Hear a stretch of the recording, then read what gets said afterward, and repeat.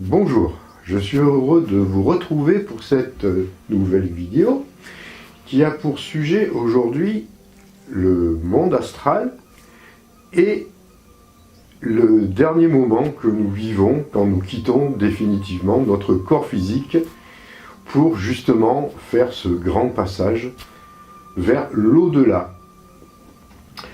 Alors, quand je parle souvent de voyage astral, je le compare évidemment au phénomène de décorporation définitif, c'est-à-dire le moment de la mort, car c'est très similaire. Néanmoins, il y a quand même d'énormes différences qui font que il est nécessaire quand même de bien se préparer à notre propre dernier voyage.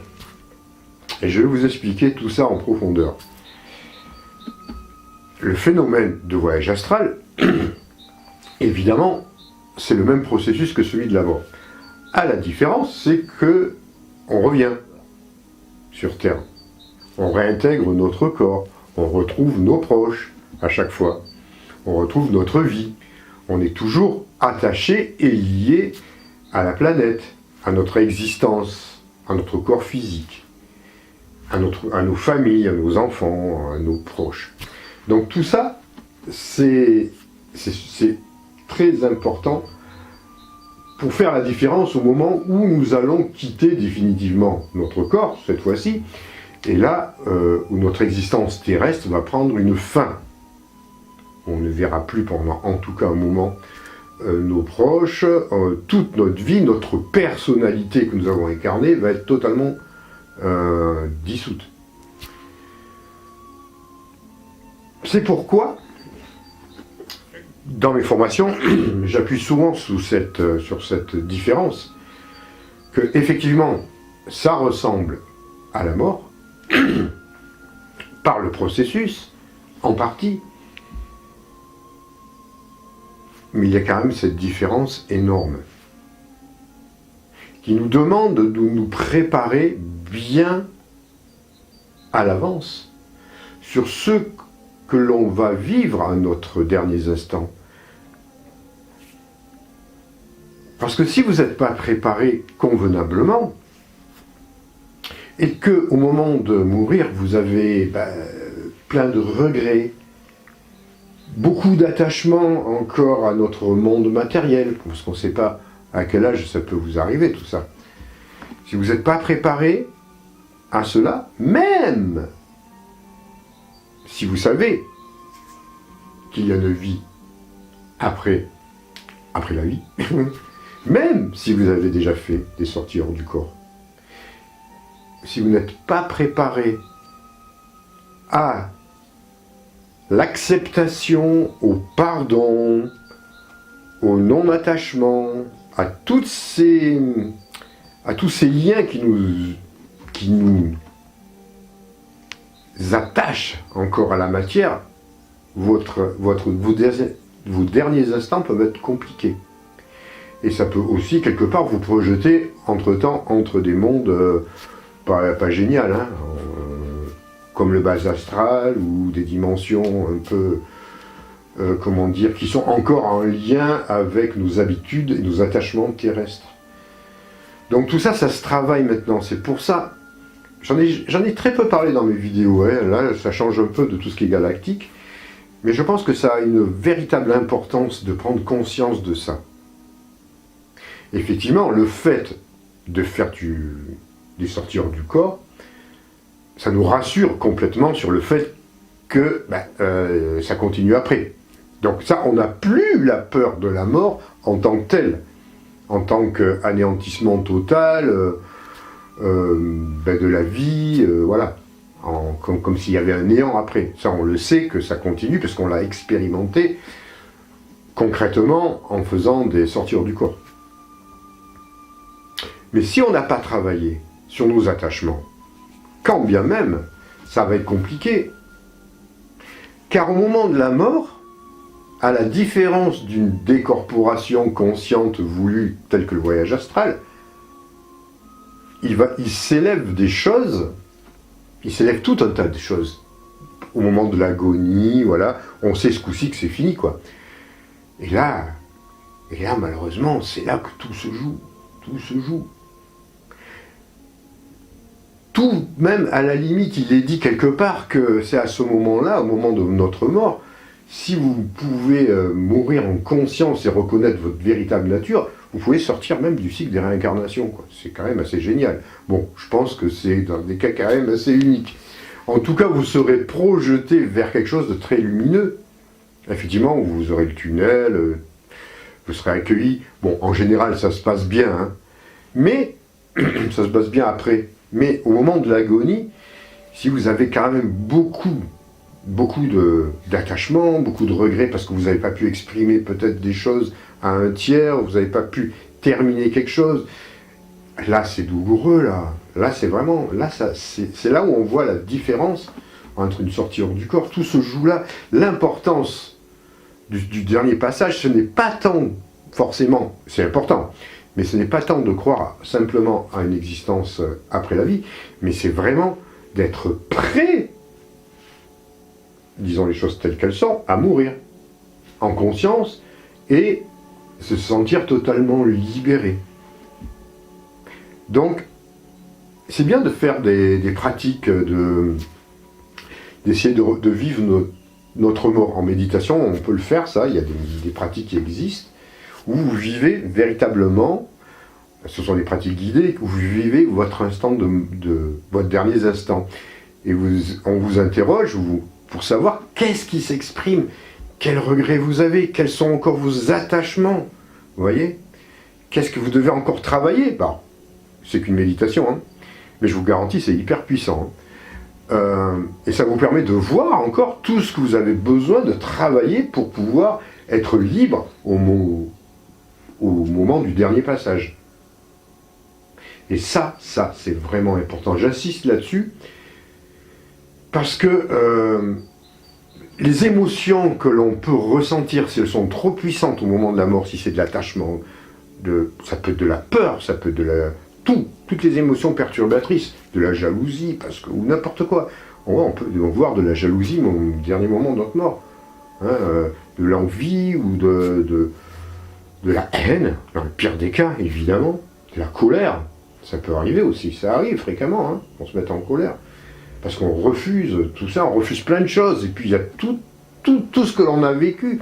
Dans le moment, hein, je ne vous parle pas encore quand on passe des côtés des annales akashiques, je ne vous parle pas de ça, je vous parle vraiment de l'instant, au moment de la perdition, de l'agonie, quoi. C'est à ces moments-là qu'il se passe énormément de choses. Énormément de choses. Tout ça, ça s'élève. Et puis là, on ne peut plus rien faire, c'est trop tard maintenant. Si on n'a pas travaillé avant, on ne peut plus rien faire. On le vit intensément. Alors ça peut être très douloureux. Ça peut être malheureusement très douloureux. Et ça peut aussi, dans ces cas-là, vous projeter dans les mondes qui correspondent à ces émotions. Momentanément, rassurez-vous. Mais n'empêche que vous allez le vivre. Et quand je dis momentanément, n'oubliez pas que la notion de temps, sur l'autre côté, c'est pas la même que sur Terre. Donc le momentané peut être des fois court et long aussi, mais enfin bon. Ça c'est à chacun au niveau de conscience qu'il aura à ce moment-là. D'où l'importance de travailler sur cet instant qui est, avec la naissance, le moment le plus intense de notre vie. La naissance sur Terre qui est vraiment... on quitte le monde astral pour venir sur Terre, c'est une mort et renaissance. Et là, on va mourir à notre vie terrestre pour renaître à un autre plan. Néanmoins, comme je vous l'ai dit, pensez à travailler sur vous. Pensez, alors, elle existe, hein, vous pouvez essayer de le vivre vous-même, hein. Alors, il faut faire quand même un peu attention, parce que des fois, franchement, dans cette méditation, quand on vit l'instant de la mort, ça peut être vraiment puissant, hein. Ça peut être vraiment puissant, parce que si on rentre vraiment dans ces conditions-là, wow, c'est pas mal. Ça, d'ailleurs, je peux le retrouver quand je fais des séances d'hypnose régressive et que la personne revit les derniers instants de sa mort aussi. On peut voir aussi comment ça a été vécu à un moment donné. Alors, ça peut être des fois bien, évidemment, et des fois assez douloureux. Donc, c'est bien d'essayer de travailler sur ça. Alors, peut-être si vous n'avez pas envie de faire ce genre de méditation, je le comprends, hein, parce que c'est assez impressionnant. Et puis, souvent, ce qu'on a, c'est que face à la mort, c'est quelque chose qu'on rejette, qu'on repousse, qu'on ne veut pas voir, parce qu'on se dit, oh, on verra plus tard, j'ai tout mon temps avant de parler de tout ça, voilà, ça nous fait peur, hein, mais on n'a pas envie de le vivre, et pourtant, il faut le voir en face quand même, hein. Je pense pas qu'il y en ait quelqu'un qui va en réchapper, hein. J'en suis certain, c'est sûr, il n'y a personne sur Terre qui ne réchappera à ce moment-là.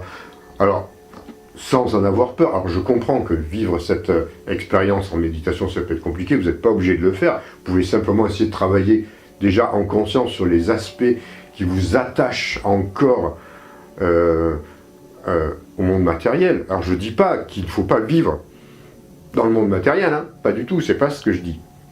On est dans un monde matériel, dans un monde encore 3D, et même en 5D ça sera pareil. Donc on doit expérimenter tout cela sans en être attaché. C'est toute la différence.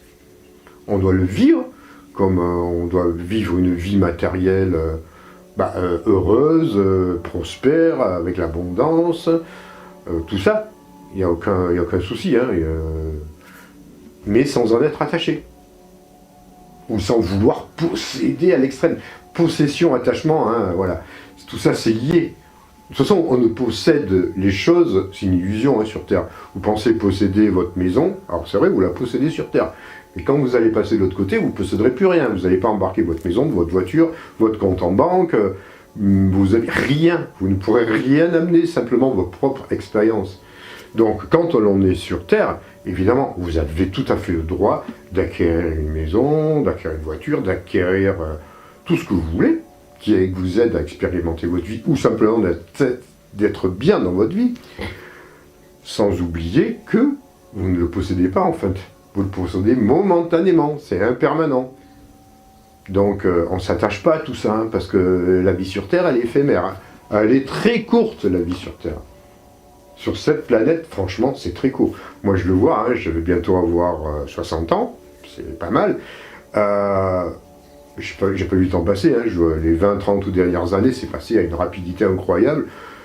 Et on se rend compte que la vie, c'est waouh, mais ça défile à une vitesse incroyable sur cette planète. Ce n'est pas la vie sur d'autres, hein, sur d'autres plans ou d'autres sphères. Hein. Ça n'a rien à voir, ça va très très vite. Donc déjà, on n'a pas trop de temps. On n'a pas de temps, on peut pas. On aimerait faire plein de choses. Moi, je sais que si on me donnait encore 60 ans en pleine forme, j'aimerais faire encore plein de choses, hein, parce que je suis vraiment dans une dynamique. Il y a plein de choses que j'aimerais expérimenter. Malheureusement, sur cette terre, on sait que ça va être limité. C'est limité. C'est comme ça. Dans quelques, peut-être dizaines ou trentaines d'années, ça je peux pas vous dire. Effectivement, la vie sur Terre va se rallonger. Donc on aura un peu plus déjà d'espace, et en vivant en bonne santé, bien évidemment. Donc, plus le temps va passer, plus la longévité sera effective sur cette planète. Un peu à l'image des autres planètes où ils peuvent vivre des centaines et des milliers d'années en pleine forme. Voilà, là je m'égare un peu, mais je reviens quand même à l'essentiel de cela. Pensez à travailler là-dessus. Mais pensez-y maintenant, ça ne sert à rien d'avoir peur, hein, je comprends, c'est un moment qu'il faut vraiment, de temps en temps, alors je dis pas tout le temps évidemment, parce que voilà, on a notre vie aussi sur Terre, mais ça fait partie de la vie, la mort, bien évidemment, mais c'est bien de le voir en face, hein, essayer de se dire où est-ce que je suis par rapport à ça, est-ce que je suis clair, net, confiant, est-ce que dans ma vie, si je dois partir maintenant, est-ce que je suis ok, est-ce que tout est ok? Alors je ne vous parle pas, hein, d'être OK administrativement, quoique c'est important aussi, pour ceux qui restent, c'est bien quand même de prévoir ça. Mais est-ce que je suis OK surtout intérieurement? Est-ce que je suis prêt à partir sereinement si ça arrivait aujourd'hui? Ou alors, qu'est-ce qui me manque? Quels vont être mes regrets? Quels vont être mes regrets, mes attachements, mes possessions? Alors vous verrez que des fois le plan matériel, c'est ce qui... on a le plus conscience rapidement. Parce qu'on dit, oh, bon, après tout, je m'en vais, je laisse tout à mes enfants, peu importe. Bon, ça va. Mais des fois, c'est autre chose. Il y a des attachements qui sont beaucoup plus différents. Hein. Surtout aux êtres qui nous sont proches. C'est pas évident. C'est pas évident. L'attachement. Amour, ok. Attachement, c'est autre chose. Même si on se dit, on le reverra après. Attention, on peut se le dire. Évidemment, vous pouvez vous le dire. Je vais les quitter, je les reverrai après ma mort, eux aussi, on se retrouvera. Ça rassure, bien évidemment, ça rassure. Mais quand vous êtes au moment de votre mort, c'est différent. Franchement, il s'élève des choses. Alors peut-être avez-vous conscience déjà des morts que vous avez vécues précédemment. Alors c'est pas évident, c'est qu'on occulte assez facilement. Mais enfin, on en garde quand même l'essence. Et vous vous rendrez compte que à ce moment-là, on ressent vraiment très profondément en nous-mêmes qu'on ne sera plus l'être que vous avez été sur Terre. Parce que vous êtes incarné en créant une personnalité qui fait de vous ce que vous êtes. Mais quand vous allez passer de l'autre côté, vous la perdez, cette personnalité. Vous ne serez plus, par exemple, Pierre, Paul, Hélène, peu importe. Ça va disparaître. Cette personnalité disparaît complètement. Avec tout ce que vous avez vécu, parce que ça, vous ne pourrez plus revenir, marche arrière. Hein. La vie que vous avez vécue, c'est terminé, c'est fini sur Terre. Elle n'existe plus, votre corps physique n'existe plus, votre personnalité n'existera plus. Il y aura autre chose, évidemment. Votre âme est toujours là, mais ce n'est plus la personnalité que vous incarnez. Et ça, quand vous la quittez, on peut être attaché à nous-mêmes. Hein. Attention, c'est ce que je vous dis aussi. Hein. Attaché à notre personnalité, j'ai pas envie de perdre ce que je suis. J'incarne toujours, par exemple, moi, Denis, je m'incarne, je veux garder cette personnalité que j'ai incarnée, voilà, j'y tiens, je suis attaché à ça, j'ai pas envie de le quitter. Quand vous vivez ça, et que vous ne pouvez pas faire autrement, c'est compliqué. C'est pour ça qu'il faut vraiment travailler sur tous ces aspects-là, en essayant d'en prendre conscience maintenant, pour que le moment venu, tout aille bien. Et on peut commencer à n'importe quel âge, hein. Parce qu'on ne sait jamais à quel âge on va mourir. Fort heureusement, on ne connaît pas la date de notre mort. Donc, travaillons dessus. Essayez de travailler. Et ne voyez pas ça comme quelque chose de triste, quelque chose d'angoissant. Hein. C'est justement en travaillant là-dessus que ça ne deviendra pas quelque chose d'angoissant et quelque chose de triste. Il y aura toujours peut-être, évidemment, une petite tristesse quand on quitte quelque chose. Mais si c'est petit, ça va. Il ne faut pas... Il y a des êtres qui vont partir en pleine conscience, lumineusement, heureux. Et on le voit souvent, des fois, sur quelqu'un qui vient de décéder, il y a un sourire. Il sourit parce qu'il sait que là, il est mort en conscience, il est mort heureux. Il y en a. Alors ça on le voit des fois dessus. Et puis voilà, donc il ne faut pas avoir peur de ça, c'est pas quelque chose de triste, c'est foncièrement, c'est pas quelque chose qui doit être angoissant, c'est quelque chose qu'il faut voir en face. Alors c'est vrai que dans nos cultures occidentales, la mort, c'est pas terrible quoi, hein, je le comprends, hein, on fait tout un cinéma, non. Il y a tout un tas d'émotions qui s'élèvent. C'est pas forcément du cinéma, faut pas croire, parce que c'est vrai que pour beaucoup c'est réel. Quand on perd quelqu'un de proche, c'est pas du cinéma, c'est une tristesse. Et ça, on peut le comprendre aussi. Et là, je vous parle de la personne qui s'en va. Je parle pas des personnes qui restent, voilà. Parce que aussi, évidemment, de l'autre côté, c'est pareil. Hein.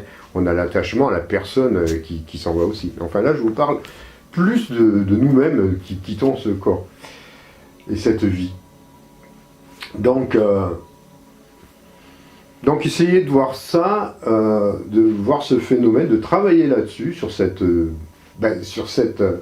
événement qui nous est inéluctable, qui va nous arriver un jour, pour faire en sorte que tout se passe bien et que si vous êtes bien à ce moment-là et que vous êtes bien préparé avant et que vous-même vous transmettez votre confiance, votre sérénité à vos proches, même pour eux, ça se passera bien. Parce que regardez, c'est pas compliqué. Si quelqu'un qui va vous quitter vous dit mais non, moi je suis heureux de partir, j'ai fait ma vie, je vous retrouverai plus tard, voilà, c'est terminé, soyez confiants, moi je pars heureux en joie d'avoir accompli ma vie, j'ai fait tout ce que j'ai pu, j'ai tout mis en ordre dans ma tête et à tous les niveaux, ne vous inquiétez pas pour moi, tout va bien, et faites même une fête au moment de mon départ, ne soyez pas triste, habillé en noir, en train de pleurer. Surtout ne pleurez pas, ne vous attachez pas à moi, je suis heureux, on se retrouvera. Si vous dites ça, vous enlevez un poids énorme à ceux qui restent.